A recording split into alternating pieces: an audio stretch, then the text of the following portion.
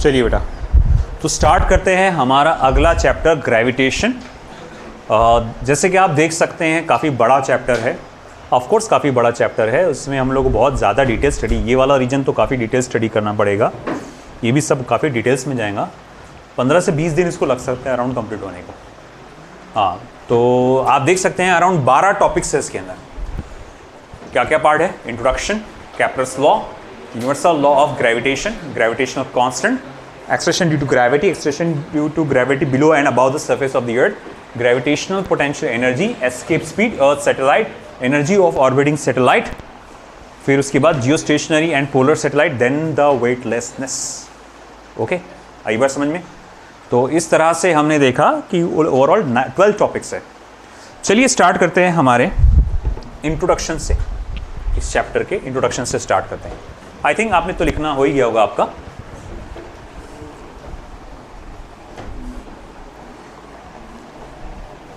Very interesting chapter, universe के बारे में हम बहुत कुछ यहां पढ़ने वाले हैं। देखो कैसा है, कई सालों पहले बीसीज में टॉलेमी नाम के एक थिंकर थे। इनका तो ना बस नाम आ गया सामने, वैसे तो कई लोगों का मानना था ये कि पूरे यूनिवर्स का जो सेंटर है वो अर्थ है। पूरे यूनिवर्स का सेंटर क्या है? अर्थ है, और सब कुछ उस प्लैनेट के अतराफ रिवॉल्व करता है ना। सन, ये सब कुछ गैलेक्सी सब इस प्लैनेट के अतराफ रिवॉल्व करती है अर्थ के आगे। काफ़ी पुरानी बात है, बीसीज की बात है ये, है ना। जो इस थ्योरी है उसको नाम दिया गया था जियो सेंट्रिक थियरी। जियो सेंट्रिक थियरी, जियो यानी अर्थ, सेंट्रिक यानी सेंटर, मतलब वो भाई मान के चलता है अर्थ को सेंटर ऑफ द यूनिवर्स और सब कुछ अतराफ उसके रिवॉल्व कर रहा है, ये कहा गया। कई सालों तक इसी को माना गया, कई सालों तक। इसी बेस पर कई सारे रिलीजियस बुक्स में एडिटिंग की गई, मतलब अपने मन से बात डाली गई। रिलीजियस बुक्स जो है वो तकरीबन जो बात बोली उन्होंने, काफ़ी रिलीजियस बुक्स की बात अगर आप देखेंगे, एवरी रिलीजियस बुक्स उन्होंने काफ़ी सही बात बोली है, बट उसमें से कई लोगों ने बीच बीच में अपने थिंकिंग भी डाल दिए थे, अपने जो कहा जाएगा जो थॉट्स है वो भी उन्होंने डाल दिए थे। तो जिसके वजह से थोड़ा सा मैनिपुलेट हो गया। मैं आऊँगा वो सारी चीज़ों पे आऊँगा, आज उसी बारे में डिस्कस करेंगे। तो जियोसेंट्रिक थियरी, हर कोई यही मानने लगा जियोसेंट्रिक थियरी। तो इस कॉन्सेप्ट को इवन बाइबल में भी ऐड किया गया इन दोज डेज, कि भाई बाइबल में कुछ लोगों ने अपने ऐड कर दिया अपने मन से कि भैया ये सब कुछ अपने रिवॉल्व होती है, और जो चर्च है उसी बात को मान के चल रहा था। अब ये क्यों इंपॉर्टेंट है फैक्ट मैं आपको बताऊंगा, धीरे धीरे आपको पता चलेगा। फिर कई सालों बाद, हजारों सालों बाद कई दूसरे साइंटिस्ट आए फ्रॉम इंडिया, आर्यभट्टा, है ना। तो आर्यभट्टा उनमें से एक साइंटिस्ट थे। इनको थिंकर कहा गया है, इनको साइंटिस्ट कहा गया। मैथमेटिशियन भी थे, बहुत ज़बरदस्त मैथमेटिशियन थे आर्यभट्टा।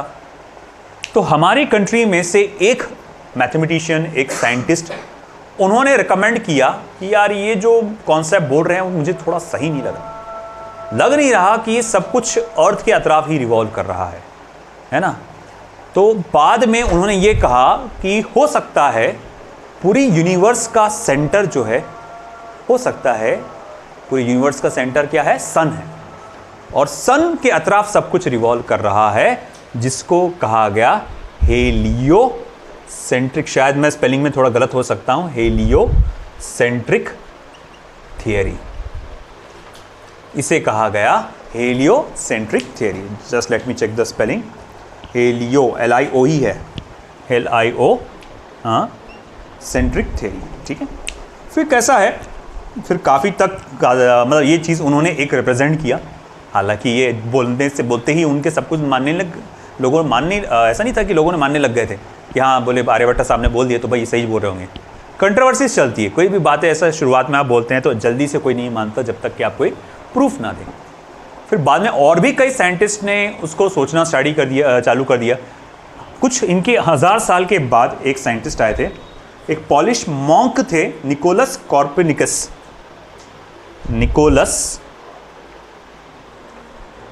कॉपरनिकस, नाम सुना होगा आपने। है ना, इनके 1000 ईयर्स लेटर आए ये सेंट। मॉन्क थे वो, मतलब साधु बोल सकते हैं अपन। तो उसके बाद आए निकोलस कोपरनिकस। अगर उनका देखा जाए, उनका रेन 1473 से लेकर 1530 तक, समवॉट लाइक दैट, वो कुछ एग्जैक्ट थोड़ा गड़बड़ हो सकता है डेट में, तो तब तक के उनकी ज़िंदगी रही। मतलब इस रेंज में उन्होंने स्टडी किया काफ़ी हद तक, और काफ़ी हद तक जब उन्होंने स्टडी किया तो फिर भैया वो भी इसी थ्योरी पर बिलीव करने लगे। वो बोले कि नहीं नहीं, ये बात बिल्कुल सही हो सकती है कि भाई पूरे यूनिवर्स का जो सेंटर है वो कौन क्या हो सकता है, सन हो सकता है, और सब कुछ उसके अतराफ रिवॉल्व हो सकता है। फिर उनके बाद उन्हीं की स्टडीज़ को आगे कैरी किया गैलीलियो ने। ये नाम तो काफ़ी हद तक के आपने सुना होगा, है ना, गैलीलियो। तो गैलीलियो ये नाम आपने सुना होगा। उन्होंने भी इसी थ्योरी को बिलीव किया कि अर्थ के अतराफ तो सब कुछ रिवॉल्व नहीं कर रहा, बल्कि अर्थ है जो कि सन के अतराफ रिवोल्यूशन परफॉर्म कर रहा है। और उन्होंने भी इस बात को बिलीव किया। और देखो इस चीज़ के मैं जब क्यों आ रहा था कि वो मैंने बाइबल की बात क्यों बोला था, वो इस वजह से क्योंकि इस बिलीफ को रखने के वजह से उस वक्त के चर्च ने इनको प्रोसिक्यूट किया था। प्रोसिक्यूट मतलब होता है कि भाई आपको क्रिमिनल, मतलब कोई चीज़ अगर आप बोल रहे हैं, जैसे कई जगहों पे जहाँ पर रिलीजियस लॉस चलते हैं, कोई भी कंट्रीज जो है जहाँ पर रिलीजियस लॉस चलते हैं, जहाँ पर रिलीजियस लॉस को लेकर काफ़ी ज़्यादा स्ट्रिक्ट है, तो वहाँ आप अपनी राय नहीं रख सकते। अगर आपको कुछ उन रिलीजियस के खिलाफ कुछ आपको लगता है कि नहीं नहीं ये ऐसा नहीं, ऐसा होना चाहिए, अभी भी है कई सारी जगहों पे, वॉट एवर, वो बात की बात है, ये वो रिलीजन सही है गलत है, वो क्या है, वो सब बात की बात है। हम एक न्यूट्रल पर्सन की तरह स्टडी करें, हम एक साइंस स्टूडेंट की तरह स्टडी करें कि एक पर्टिकुलर कंट्री है XYZ, और वहाँ पर की एक रिलीजियस बिलीफ है, उनका ये मानना है कि ऐसा ऐसा होता है और ऐसा होना चाहिए। आप जाके वहाँ ऐसा बोल दो कि नहीं ये गलत है, ये ऐसा नहीं है, ऐसा होना चाहिए, तो वहाँ की सरकार आपको क्या करेगी फिर? ऑफ कोर्स, है ना, आपको एक उसको एक है, याद नहीं आ रहा मुझे, ब्लास्फेमी करके शायद से उसका नाम है, वो लॉ का ब्लास्फेमी बोलते हैं। तो वो इन दैट सेंस आपको फिर कसूरवार माना जाएगा कि भाई ये इन्होंने गलत बोला, ये रिलीजन के खिलाफ बात बोल रहे हैं। फिर on that, according to that आपको सज़ा हो सकती है। हो सकता है कि भाई कुछ जगहों पे आपको कुछ साल की जेल में कैद होगी, कुछ जगहों पे फिर मौत की सज़ा भी हो सकती है ना। कई जगहों पे तो जहर पिला, पुराने ज़माने में ऐसा था कि अगर आप रिलीजन के खिलाफ अगर बोलते हैं, जैसे चर्च जो है, जो यूरोपियन कंट्रीज़ में, वहाँ पर चर्च बहुत ज़्यादा पावरफुल हुआ करते थे। राजा महाराजा जो है उनसे भी ज़्यादा पावरफुल हुआ करता था चर्च, और चर्च की बात सब लोग सुन के चलते थे। तो अगर आप चर्च के खिलाफ कुछ बात बोलते हैं या रिलीजन के खिलाफ कुछ बात बोल रहे हैं, तो वो उनकी अथॉरिटी थी कि आपको डेथ पेनल्टी भी दे सकते हैं। तो उस वक्त गैलीलियो इस चीज़ से गुजरे। उनको डेथ पेनल्टी तो नहीं बोल सकते, मुझे इस बारे में ज़्यादा डिटेल नहीं मालूम, बट हो सकते उनको बस एक प्रोसिक्यूट किया गया, उनको सज़ा दी गई कि आप रिलीजन के खिलाफ कैसी बात करें। बाइबल में लिखा है कि भैया कि आप सब कुछ जो है अर्थ की तरफ रिवॉल्व कर रहा है। हो सकता है कि शायद से कुछ लोगों ने मैनिपुलेट किया होगा उस फैक्ट को, है ना, क्योंकि ये सारी जो किताबें होती है अल्लाह की तरफ से, गॉड की तरफ से भेजी हुई जो किताबें होती है, ये मैं मानता हूँ कि भैया जब ये अपने ओरिजिनल सेंस में ये गलत नहीं हो सकती, इंसान उसके अंदर मिलावट कर देता है कुछ नहीं। जैसे एक एग्जाम्पल के तौर पे बताता हूँ, हमारे रिलीजियस बुक में भी, कुरान शरीफ में भी कुछ बातें लिखी गई। मैंने एक बार खुद, जब मैं यंग एज में था, आपकी एज में था, मेरे को किसी मेरे कज़िन ने कहा कि ये झूठ बोला हुआ है सब साइंस में। मतलब क्या झूठ बोला हुआ है? कि बोले कि ये अर्थ जो है सन के तरफ रिवॉल्व करता है।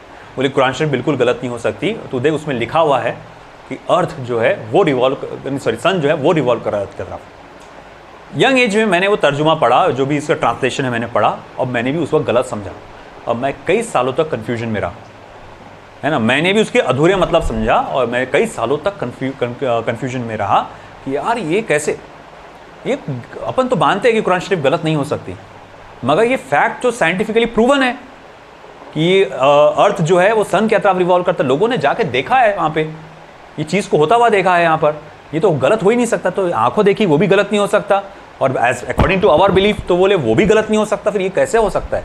तो अभी तक, मतलब उस वक्त मैं कई सालों तक के फिर मैं उसमें उलझन में रहा। फिर एक पर्टिकुलर स्पीकर आए, उन्होंने एग्जैक्ट उस सेंटेंस का, वर्ड्स का मीनिंग बताया, ट्रांसलेशन प्रॉपर बताया। तो कुरान पाक में ये नहीं लिखा गया है कि अर्थ जो है, सन जो है वो अर्थ के अतराफ रिवॉल्व हो रहा है। उसमें सिर्फ इतना लिखा हुआ है कि सूरज और चांद का अपना अपना ऑर्बिट है। आप जानते होंगे, आप तो वो है ना, हाफिज है, तर्जुमा कुछ इस तरह से है ना, वो सूरज और चांद अपनी अपनी गर्दिश में है करके,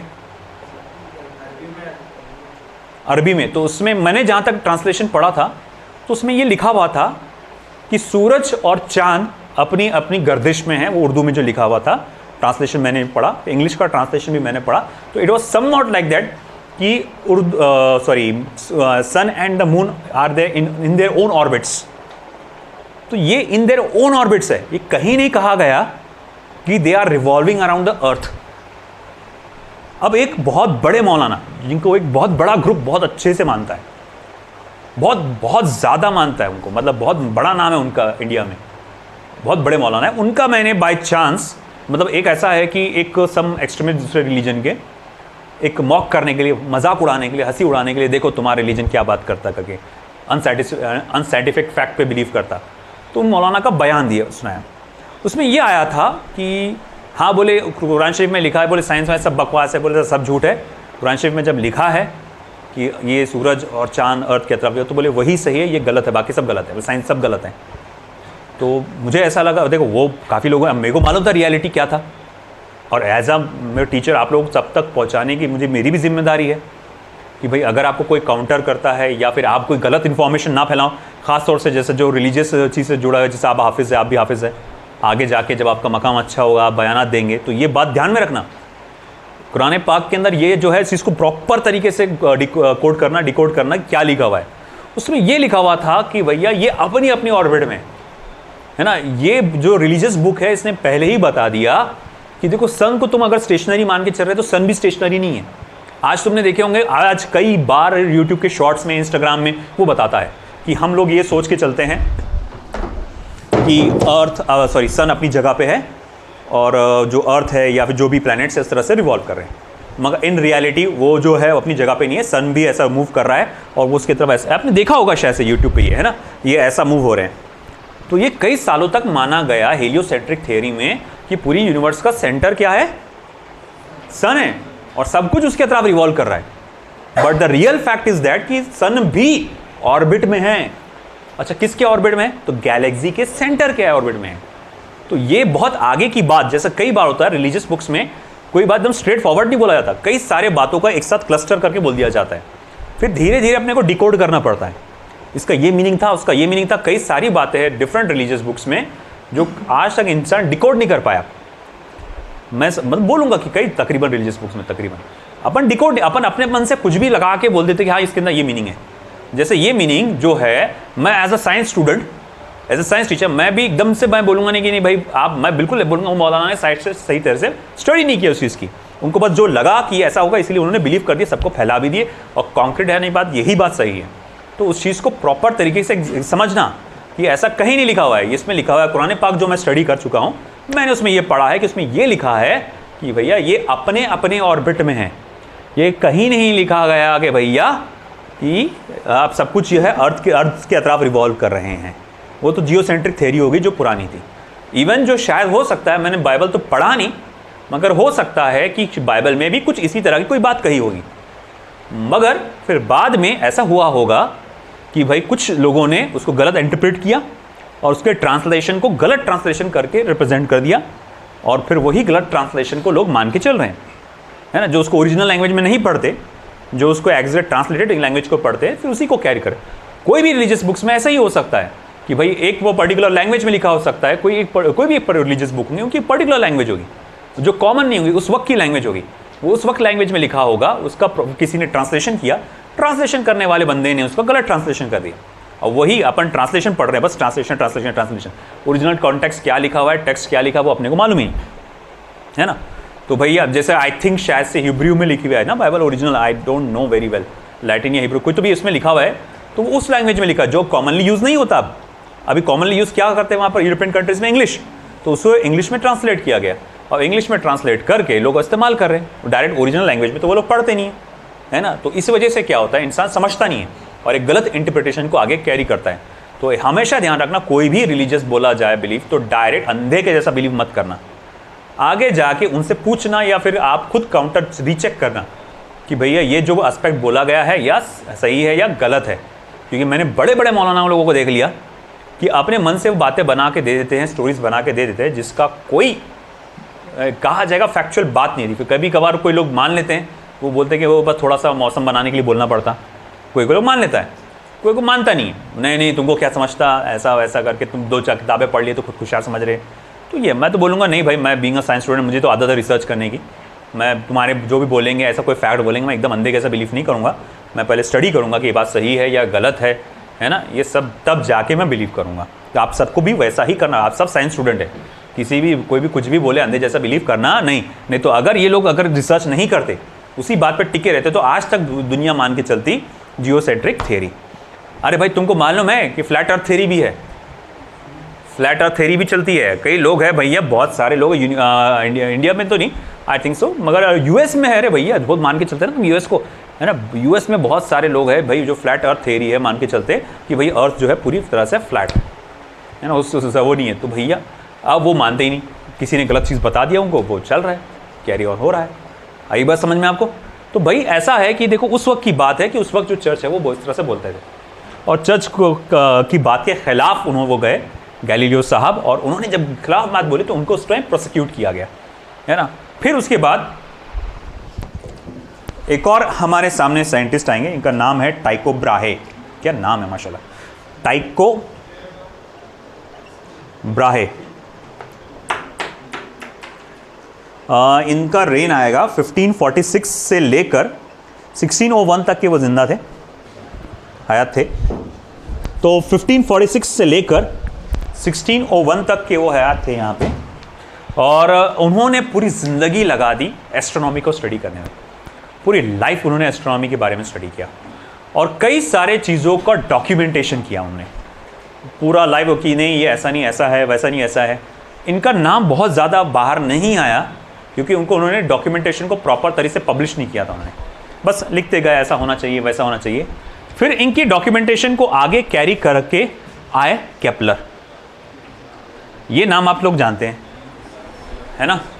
फिर उस डॉक्यूमेंटेशन को और कुछ अपनी बातों को जोड़कर, है ना, उन्होंने 3 लॉज दिया जिसको कहा जाता है Kepler's law of planetary motion, है ना।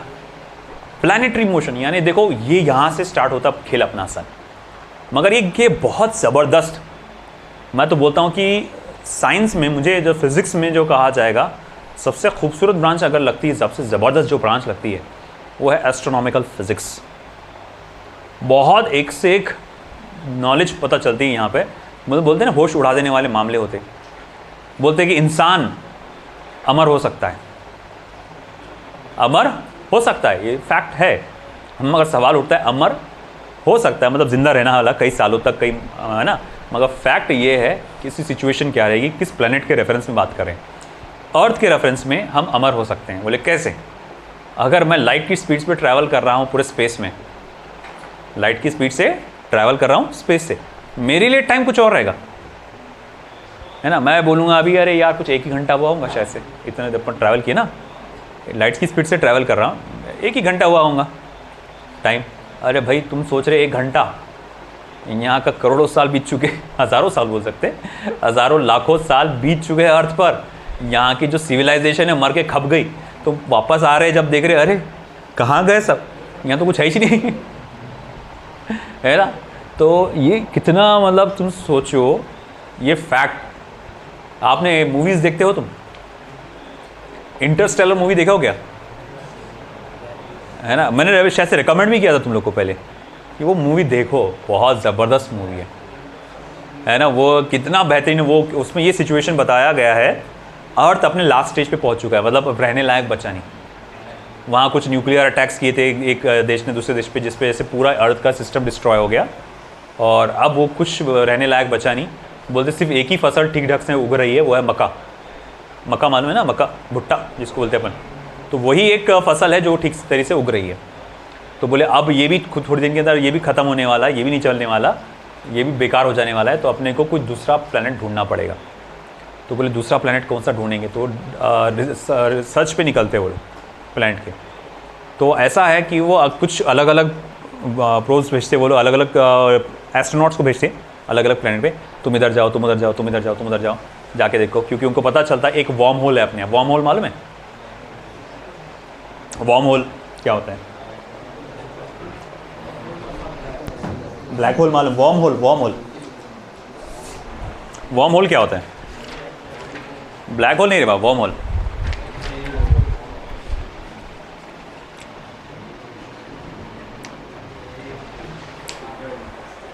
है ना? क्या होता है वर्म होल? माना ये गया स्पेस एक कारपेट की तरह है, चादर की तरह। ये एक पोजीशन है और ये एक दूसरी पोजीशन है।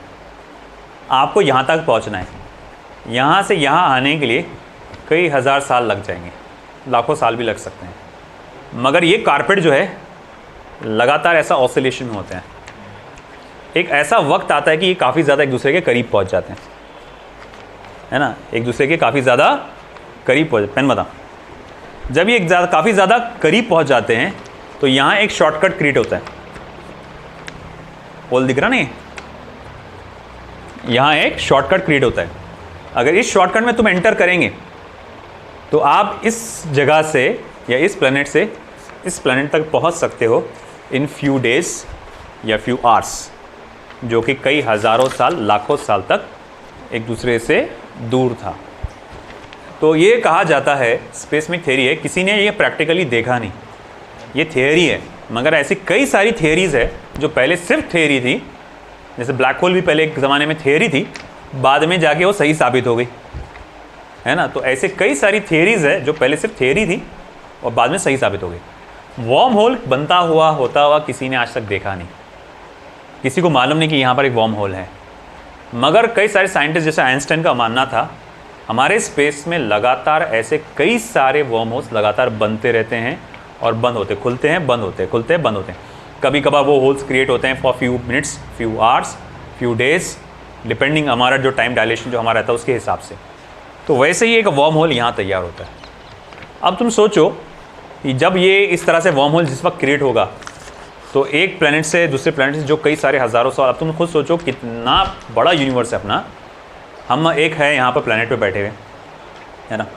फिर हमारा सोलार सिस्टम है, ऐसे 100 करोड़ सोलार सिस्टम मिलकर गैलेक्सी बन रहा, फिर ऐसे 100 करोड़ गैलेक्सीज मिलकर क्लस्टर, 100 करोड़ क्लस्टर मिलके यूनिवर्स, फिर 100 करोड़ यूनिवर्स मिलके मल्टीवर्स। अब तुम सोचो, अपना रिगेन करो, क्या है आप, है ना? उसमें से एक छटाक भर के एक प्लेनेट में एक छटाक, फिर वहाँ से एक पर्टिकुलर कॉन्टिनेंट में, फिर पर्टिकुलर कंट्री में, फिर पर्टिकुलर स्टेट में, फिर पर्टिकुलर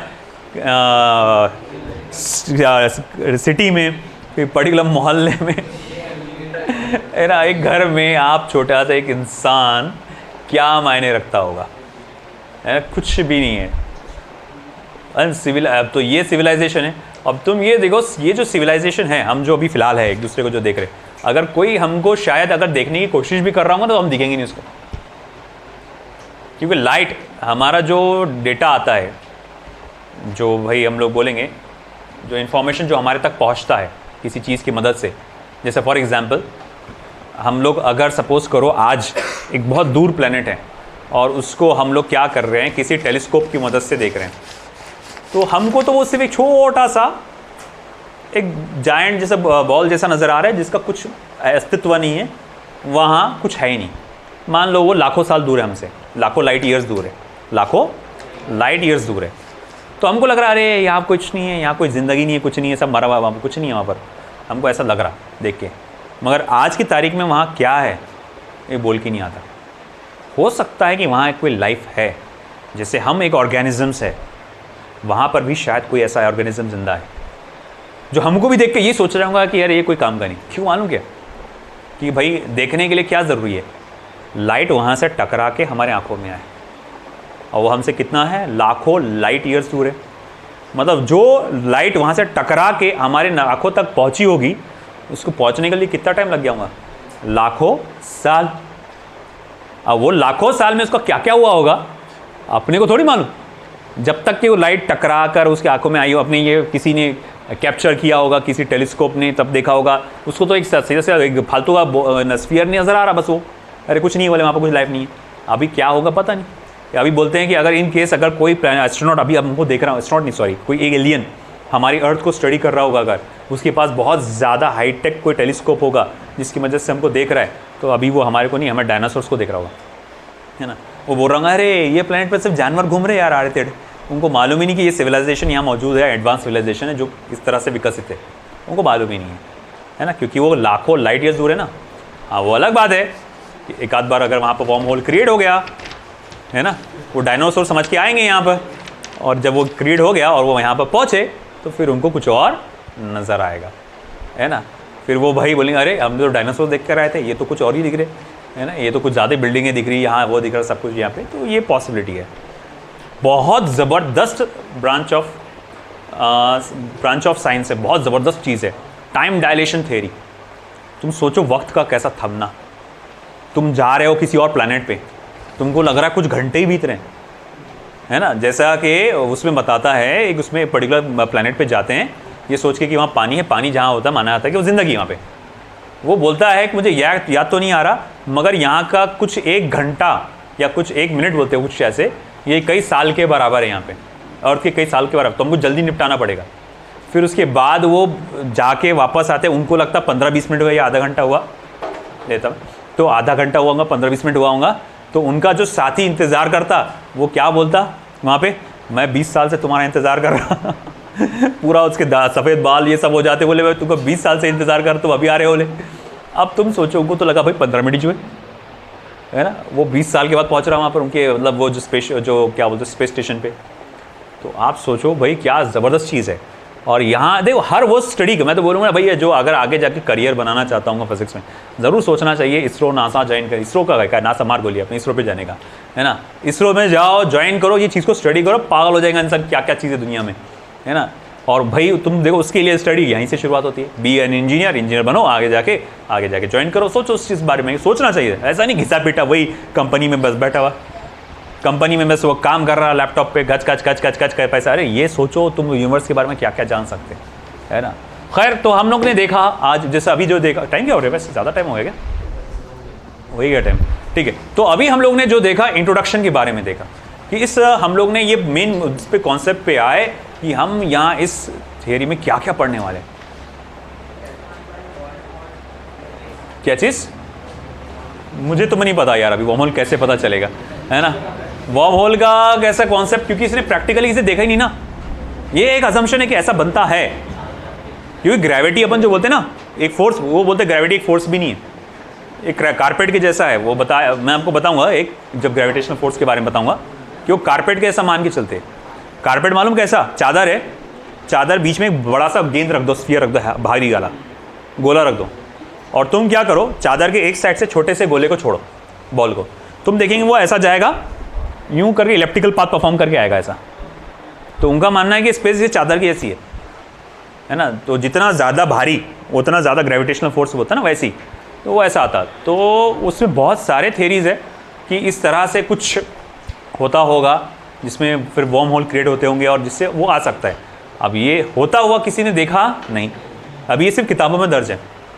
अगर पता चलता कि ये वर्म होल कब क्रिएट होगा तो आज तक वो इंसान जाके देख चुका, इंसान बहुत काड़ी मास्टर, वो भाई टेंशन है ना। अभी वो एक सबसे दुनिया जो मैं वॉयेजर 1 या वॉयेजर 2 जो दुनिया में सबसे दूर तक के गया हुआ मैनमेड वो चीज़ है, हमारे सोलर सिस्टम को भी क्रॉस नहीं किया उसने अभी तक के, है ना। अभी शायद कुछ सालों पहले सैटर्न से गुजरा ना, कुछ महीनों पहले हमारे वो सैटर्न से गुजरा। अभी वो कितने साल 1975 या 71 में फेंका गया था वो, अभी तक के वो मतलब हमारे प्लैनेट सोलर सिस्टम से गए नहीं बाहर। तो सबसे दूर पहुंचा हुआ मैनमेड है।